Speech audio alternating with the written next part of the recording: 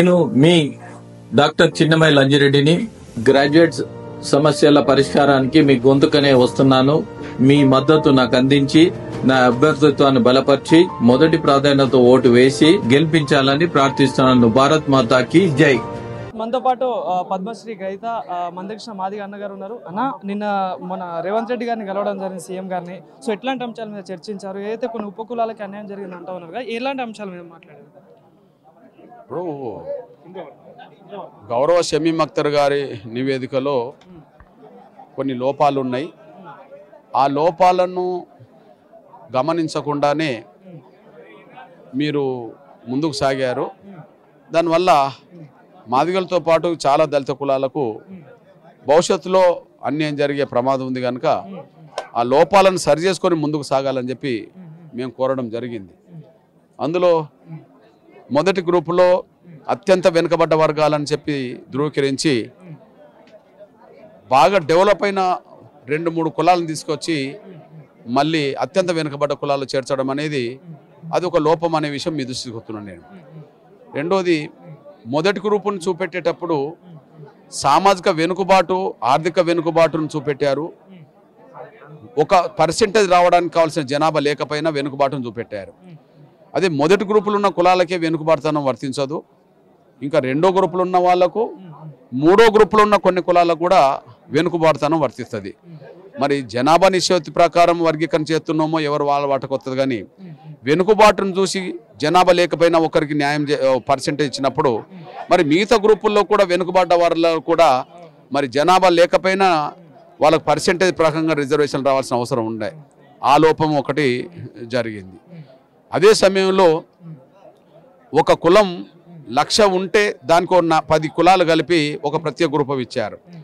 కానీ 1,30,000, 1,40,000 ఉన్న మరో కులాన్ని విస్మరించి ఒకే గ్రూపులో కలిపారు.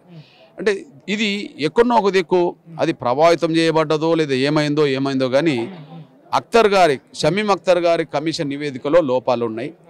ఆ లోపాలను సరిచేసి ముందుకు సాగాల్సిన ప్రభుత్వం వెంటనే శాసనసభలో ముందుకెళ్లడం జరిగింది. వర్గీకరణ మేము స్వాగతిస్తున్నాం, వర్గీకరణ చేయడానికి ముందుకు సాగుతున్న ప్రభుత్వాన్ని అభినందిస్తున్నాం. కానీ లోపాలు సరిచేసుకోమని చెప్పి మేము కోరుతున్నాం. ఆ లోపాలు సరిచేసుకొని ముందుకు సాగాలని.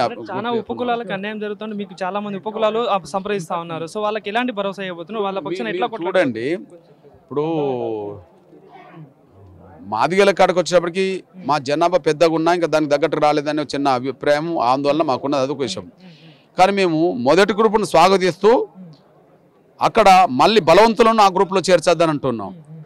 అదే సమయంలో ఇప్పుడు నా మిథలాయర్వార్లు కానీ లేకపోతే నేతకాని కానీ లేదా ఒలియదాసర్లు కానీ వీళ్ళు ఏ గ్రూపులో ఉన్నోళ్ళు, మాలలో ఉన్న గ్రూపులో ఉన్నోళ్ళు. ఇప్పుడు వాళ్ళు ఏమంటుండ్రు, ఇప్పుడు అత్యధిక జనసంఖ్యలో మాదిగలే ఆ మాలలతో అన్ని రకాలుగా పోటీ పడలేనప్పుడు మేము మాలల గ్రూపులో ఉంటే మా భవిష్యత్తు ఏంది అనే విషయం, మేము ఎలా తట్టుకుంటామనే విషయం వాళ్ళ ఆందోళన ఉన్నది. కాబట్టి వాళ్ళ ఆందోళనకు పరిష్కారం దొరకాల్సిన అవసరం ఉన్నది. ఆ పరిష్కారం దొరకాలంటే మాలల్ని సపరేట్ డి గ్రూపులో చేర్చి మాలలు లేని గ్రూపులో ఈ వెనుకబడ్డ దళిత కులాలు ఉంచాలని కోరుతున్నాను. ఎట్లా స్పందించారు మరి మీ డిమాండ్లకు, మీరు చెప్పిన మాటలకు? ఓకే, మా అభిప్రాయాలను విన్నాడు, సావధానంగా విన్నాడు. గంటన్నర సేపు సమయం ఇచ్చిండు. ఎక్కడెక్కడ లోపాలు జరిగిన విషయం మేము విశ్లేషిస్తూ చెప్పిన విషయాన్ని కూడా, మేము చదివి చెప్పిన విషయాన్ని కూడా ఓపికతో విన్నాడు. విని మాకు చెప్పింది ఏంటంటే ఇది సబ్ కమిటీ దృష్టి కూడా తీసుకెళ్ళండి, ఉత్తమ్ కుమార్ రెడ్డి గారి దృష్టి కూడా తీసుకెళ్ళని చెప్పడం జరిగింది. మేము వెంటనే ఉత్తమ్ కుమార్ రెడ్డి గారిని కూడా కలిసి ఈ విషయాలన్నీ చెప్పాం. ఉత్తమ్ కుమార్ రెడ్డి గారు మళ్ళీ ఆఫీసర్ కమిషనర్ ఎవరైతే ఉన్నారో ఆఫీస్ శ్రీధర్ గారిని కూడా తీసుకొచ్చి కూర్చుండబెట్టి గంట సేపు మాతో వినిపించాడు, రాయించుకున్నాడు. తను కూడా చెప్పాడు షమీమ్ అఖ్తర్ గారితో నేను టైం తీసుకుంటాను, ఈ అభిప్రాయాలన్నీ ఆయన ముందుకు తీసుకురండి, మళ్ళీ అప్పుడు ఆయన ఏ సూచనలు చేస్తాడనే విషయం పరిగణన తీసుకొని ముందుకు వెళ్తామని చెప్పడం జరిగింది.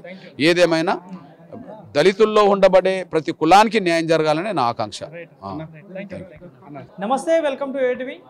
తెలంగాణ రాష్ట్రం ప్రతిష్టాత్మకంగా ఎస్సీ వర్గీకరణ అయితే నిర్ణయం తీసుకోవడం జరిగింది. సో మరి ఈ ఎస్సీ వర్గీకరణలో భాగంగా కొన్ని ఉపకులాలకి అన్యాయం జరుగుతుంటే కూడా వాళ్ళు బయటకు వస్తూ ఉన్నారు. సో మరి ఇదే అంశంలో 2 రోజుల క్రితం ముఖ్యమంత్రి రేవంత్ రెడ్డి గారిని కూడా కలవడం జరిగింది. సో మరి మాట్లాడితే ఇదే అంశం మీద మనతో పాటు మాట్లాడడానికి నమస్కారం.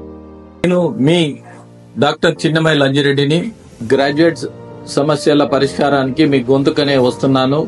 మీ మద్దతు నాకు అందించి నా అభ్యర్థిత్వాన్ని బలపరిచి మొదటి ప్రాధాన్యత ఓటు వేసి గెలిపించాలని ప్రార్థిస్తున్నాను. భారత్ మాతాకి జై.